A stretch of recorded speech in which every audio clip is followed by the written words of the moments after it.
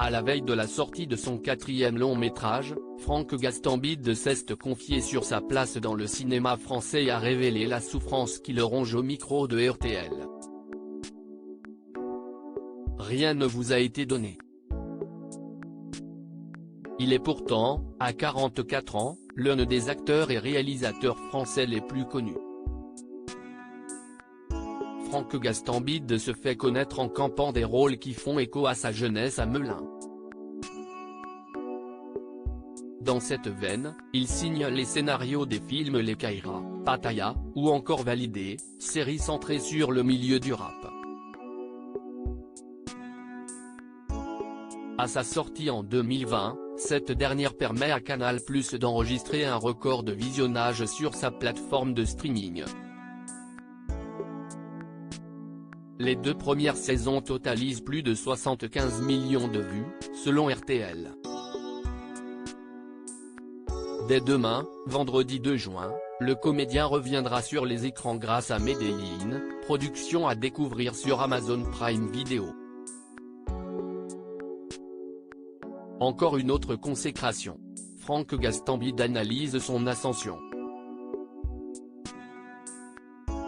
En pleine tournée médiatique, le natif de Seine-et-Marne peut se targuer d'avoir non seulement décroché un contrat avec le concurrent de Netflix, mais aussi d'avoir convaincu la légende de la boxe Mike Tyson d'être l'une des têtes d'affiche du 4e long métrage qu'il réalise. Il est pour autant bien difficile pour le compagnon de Sabrina Ouazani de savourer pleinement sa success story.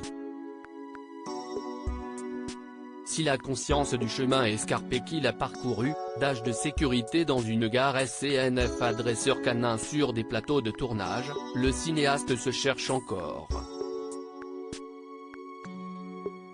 Ça m'est arrivé sur le tard. J'étais inconnu quand je voyais Ramzy et que je voyais la manière dont il se comportait avec les fans. Si est très bizarre maintenant de voir qu'il nous demande des photos à tous les deux, alors que pendant de nombreuses années on me demandait à moi de prendre la photo avec Ramzy, explique-t-il. Et a du mal à se réjouir reconnaissant d'avoir toujours été entouré des bonnes personnes. Le producteur estime toutefois, la seule conséquence, je crois, si est qu'il y a toujours le syndrome de l'imposteur. On a toujours l'impression que ça va s'arrêter demain, avoue l'ex-homme de l'ombre. Il confie que ce sentiment le poursuit toujours actuellement. Il faudrait que je fasse une thérapie pour ça, mais en même temps ça fait travailler, ce syndrome de l'imposteur, on a tellement peur que ça s'arrête, que l'on travaille, constate-t-il. Plus que quelques heures, donc, pour découvrir le fruit de son labeur.